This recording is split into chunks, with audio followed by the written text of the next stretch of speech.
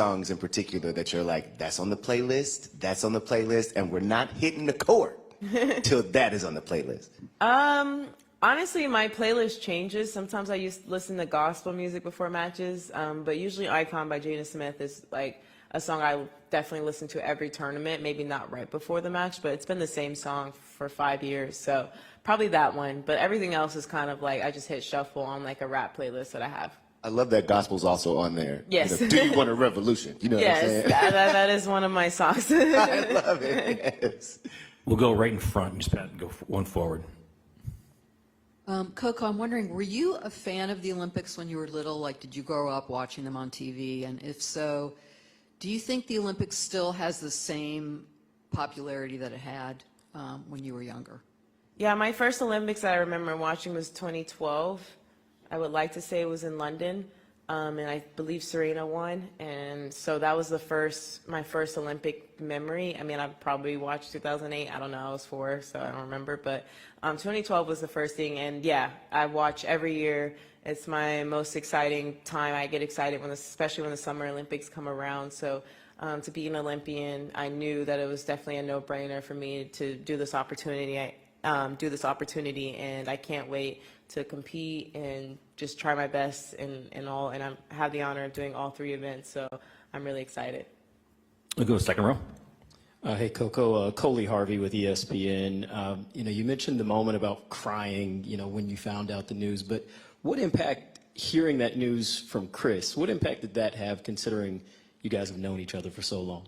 Yeah, Chris is like a big brother to me. I've known him since probably when I started tennis around 6 or 7. And, hearing it from someone so close to me, and I think that kind of made the surprise even bigger because, he says those things to me maybe privately. And also it's like, US Open was like last year. So I was very confused and I thought, okay, this is not the time. Like, if you want to tell me this, you could tell me like in the back or something. So it did, it wasn't out of character for him to do that. So I think that made the surprise. So I had no idea like where it was going. I really just thought it was going to be like, I'm so proud of you speech, but I was already planning on like, cussing him out afterwards.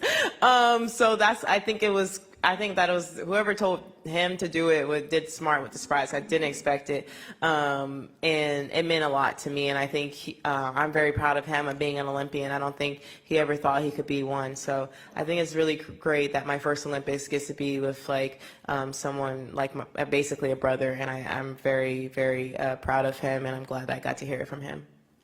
We'll go all the way in the back. Hey, Coco, in the back, Jason Newton from WBAL in Baltimore. In all of the sessions we've been in today, mental health has come up, and your name and Simone's have come up as people who inspired others to talk more or to seek help. And I'm wondering if you feel that, or if people even bring it up to you, other athletes, that is. I mean, I wouldn't say this like Olympics, so no one's brought it up to me, but definitely like online, or even some people I've met in person. Yeah, and I think it's very important. I think Simone, for me, was one of the first people I've heard talk about it on such a stage. And honestly, I think she was, for me, the first athlete that I saw actually like take a break and did what's best for her. I think a lot of times as athletes, we kind of put our sport above our well-being. And so for her to be like, hey, I know I'm not fit for this at this moment, but I'm going to take the time I need and come back even stronger. And I think that just shows resilience. I think that shows strength. And yeah, and I think it's very important, as important as your physical health. And especially just being in, gymnastics is basically an individual sport like tennis, and being in that field, you don't always have teammates to lean on. You don't have, people to rely on. You can't nobody can take your spot. So even if you're not feeling well, you still have to go out there and compete. So I think, honestly, meeting her just was like a great thing for me too. We'll go straight to the back. We probably got time for 2 more after that. I know you're super close with your family, especially your little brother. Are they here in Paris with you? Yeah, my parents just landed a couple hours ago. I haven't seen them, so I know they're really excited.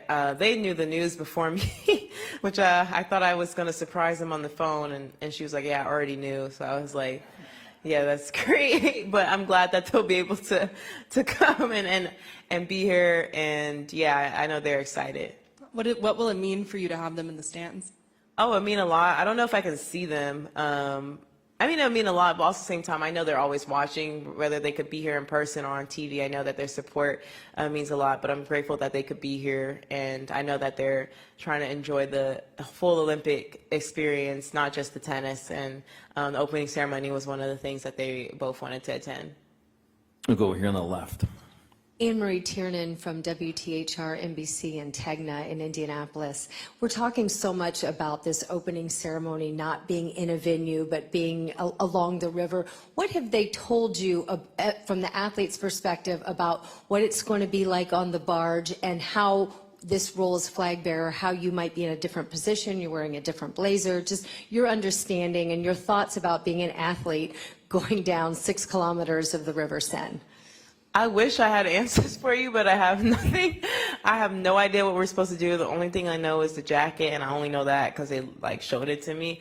So yeah, I have no clue. I wish I knew. I don't know who to talk to, but I'm sure they're going to set me up tomorrow at least. And I'm excited though to be on the Seine, and I'm really, from all the mock graphics, it looks like it's going to be a great experience. So I'm excited to, feel it in real life.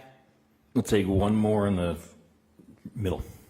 Hi, Hannah Barton, Sports Capital Journalism in Indianapolis as well. Taylor was asked about being able to play mixed doubles with you in that decision, and he had said that the way he likes to play mixed doubles is the reason why he wanted to do that.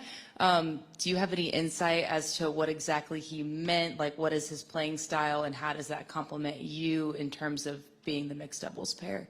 Yeah, Taylor and I did like a mini practice today, and I think really what he likes about both of our games, we both have good serves in our respective fields, and obviously I played doubles a little bit more than him, so I maybe can do a little bit more, but I'm a singles player, so I think the biggest thing we wanted to focus on was serve and returns, and I think we do that both quite well. And I'm really excited to play. I think we have a good shot at doing well, and Taylor is obviously an incredible player, and he's like always killing it on the singles court, and he's done well in United Cup in the mixed format. So I think we have a good shot. I'm excited to play with him, and I think we're both the #1 Americans currently. So I think we have a good team, and hopefully we can make our country proud.